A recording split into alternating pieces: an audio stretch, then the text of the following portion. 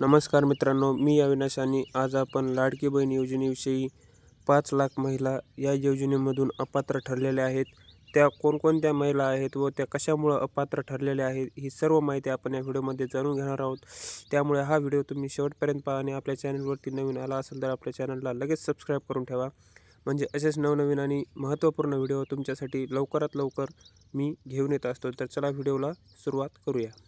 तर लाडकी बहीण योजनेचे मुख्यमंत्री माझी लाडकी बहीण या योजनेचे आदिती तटकरे यांनी त्यांच्या सोशल मीडिया हँडल ट्विटरवरती ट्विट करून असे सांगितले आहे की दिनांक 28 जून 2024 व दिनांक 3 जुलै 2024 रोजी निर्गमित करण्यात आलेल्या शासन निर्णयानुसार अपात्र ठरणाऱ्या महिलांना मुख्यमंत्री माझी लाडकी बहीण योजनेतून वगळण्यात येत आहे.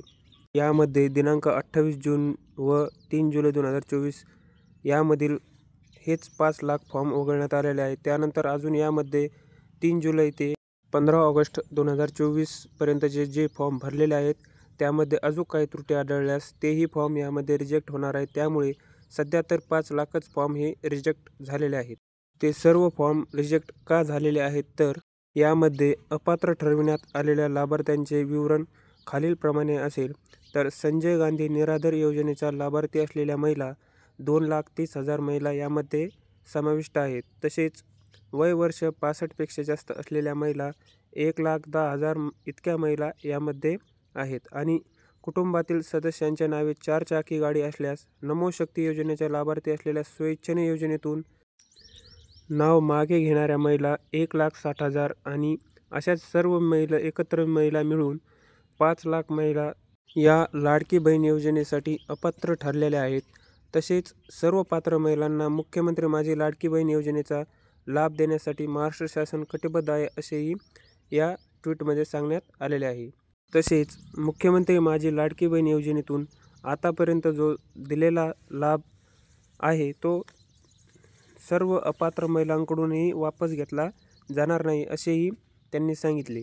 त्यानंतर मुख्यमंत्री माझी लाडकी बहीण योजने अपात्र ठरलेल्या लाभार्थ्यांना जानेवारी महिन्यापासून सन्मान निधी वितरित केला जाणार नाही. म्हणजे आता जो पर्यंत लाभ भेटत आलेला आहे तो लाभ परत न घेता यापुढे त्यांना अपात्र महिलांना लाभ देण्यात येणार नाही असे त्यांच्याकडून सांगण्यात आलेले आहे. तसेच कल्याणकारी राज्याची संकल्पना पुढे नेत असताना लाभार्थ्यांच्या खात्यात यापूर्वी जमा करण्यात आलेला सन्मान निधी परत घेणे उचित ठरणार नाही. त्यामुळे कोणत्याही लाभार्थ्यांच्या बँक खात्यातून आतापर्यंत जुलै 2024 ते डिसेंबर 2024 पर्यंत देण्यात आलेल्या लाभाची रक्कम परत घेतली जाणार नाही याची कृपया सर्वांनी नोंद घ्यावी. तसेच हा व्हिडिओ कसा वाटला कमेंटद्वारे नक्की कळवा आणि जास्तीत जास्त महिलांपर्यंत हा व्हिडिओ नक्की शेअर करा. भेटू अशाच नवीन आणि माहितीपूर्ण व्हिडिओमध्ये. तोपर्यंत जय महाराष्ट्र.